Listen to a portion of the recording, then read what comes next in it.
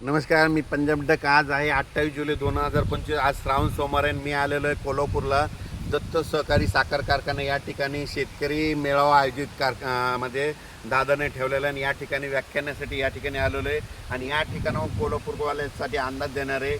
आता आजपासून तुमच्या इकडे कोल्हापूर भागामध्ये सूर्यदर्शन होणार आहे. पण तुम्ही काय करा, 9 ऑगस्टच्या आत तुम्ही तुमच्या उसाला खत टाकून घ्या, कारण की 9 ऑगस्टनंतर तुमच्या कोल्हापूर जिल्ह्यासहित राज्यात ठिकठिकाणी परत पावसाला सुरुवात होणार आहे आणि वाढत जाणार आहे, म्हणून हा अंदाज लक्षात घ्यायचा.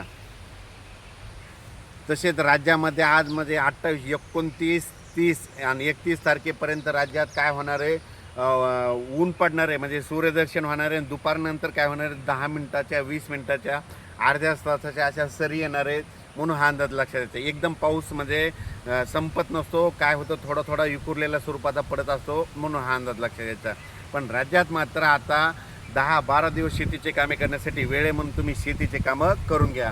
आणि हे या ठिकाणी आलेलं पाहू शकता की जे नारळाचं झाड आहेत या कारखान्यावर, या दत्त सहकारी साखर कारखान्यावर 5,500 नारळाचं झाडे आहेत. तर मी इथं या ठिकाणी विचारपूस केल्याच्या नंतर कधी ह्या नुसत्या नारळाच्या झाडाच्या पगारी होतात, म्हणून हे या ठिकाणी असं कळालं आहे.